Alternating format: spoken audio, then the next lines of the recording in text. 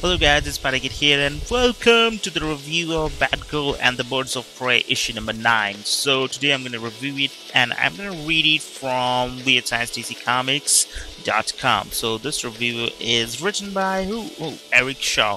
Okay, so let's go and start reading the review, but I'm gonna say thanks for all the comments you guys are giving on the reviews I have uploaded already, and I'm getting positive comments, though they're not much, but yeah, that's cool and that's good for me to go on and carry on my reviews. So yeah, let's go. Our issue begins with us finding out that Blackbird does indeed use roulette as a mean of finding new metas to exploit, which is a good thing because without that, Black Canary would be doing all this fight clubbing for nothing. With that, Black Canary gets the attention of a villain, what with her kick-ass moves and her incredible winning streak, and the villain takes our hero under her wing so that her training can begin.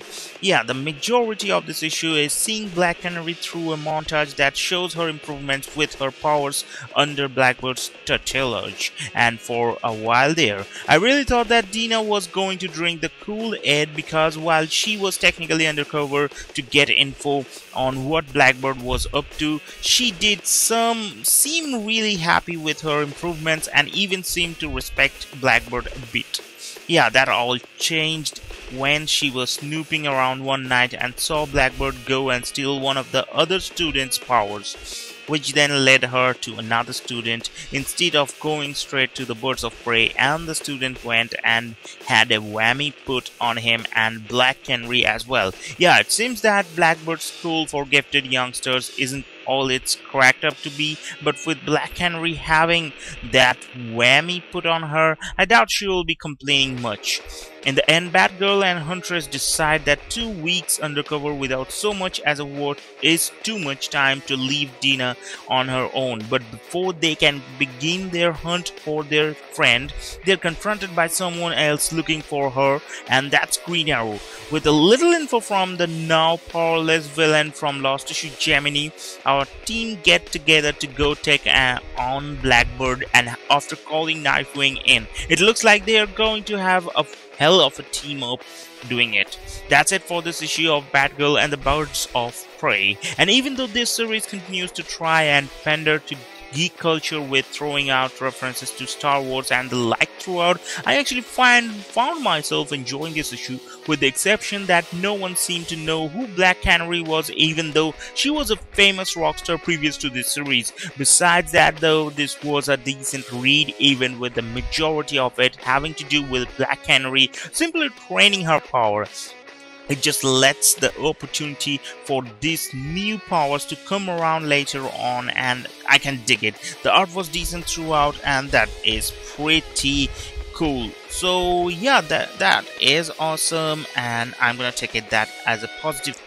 So yeah, I thought that while reading that review, the whole comic book will be over, but that review was too short. So actually, I have not read this book thoroughly, so I'm not gonna review it properly. So that's why I'm reading those reviews from the websites to give you a proper outlook, and it will be really good to know while knowing about the book. You can heard about this book a lot from these amazing websites. So I'm gonna read right now. This review is written by David Brooke, and it's from AdventuresInProtest.com. So why does this book matter? Julie Benson and Shauna Benson have done well to add a bit of spark and life into this team of 3 heroes, but really they have excelled at the dynamic between them. They have also introduced a new oracle which has added a slight wrench to the storytelling. Now the ladies are after a villain named Blackbird, and the only way to find her is to get into the ring and fight. Fine, you have my attention. What's good about it? For the most part, this is a Black Canary issue with a dash of Batgirl.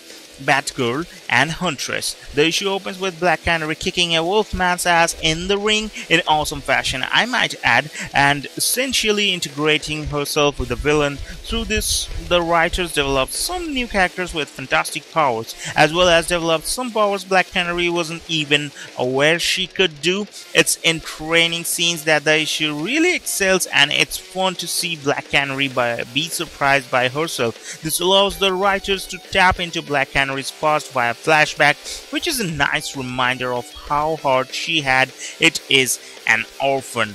And that is pretty cool thing. So Batgirl and Huntress do factor into the issue, though only for 2 pages. There's 2 special guests who pop in too in these pages, which makes the next issue a tad more interesting. The art by Roach Antonio is great, especially in the fight sequence. Black Canary kicks major ass and doesn't even use her powers. The action is easy to follow and allows Black Canary's bragging to land comfortably.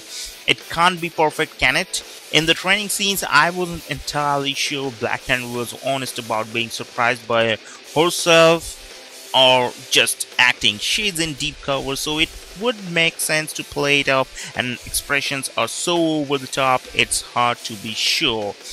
But plotting wise, Black Canary discovers the truth about something and relays it to a person who really has no reason to trust her, but does obviously. There are only so many pages to get the plot to where it needs to be, but this convincing happens so fast I wasn't sure if Black Canary was being played. It threw me off and seems to zip the plot forward too quickly. I was also slightly saddened to not see the other characters in this team really show up. It's obviously a quick aside sort of issue, but it's something I'm sure fans were hoping for. Is it good? If you aim to get a little Black Canary ass kicking in your life this week, look no further, because this is the great thing.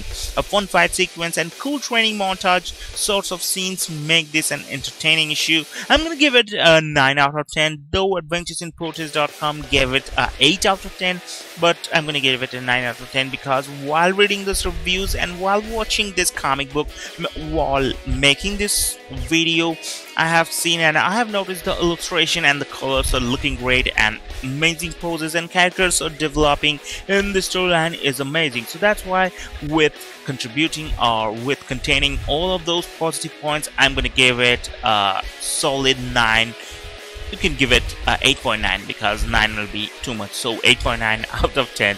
So yeah, that's it, and I think you guys have enjoyed it. And obviously, don't forget, you should like, subscribe, and share with your friends and enemies also, because you want them to make them jealous that you were watching Kick-Ass Review. So anyway, have a great day, and for now, goodbye. We'll see you soon on the next video.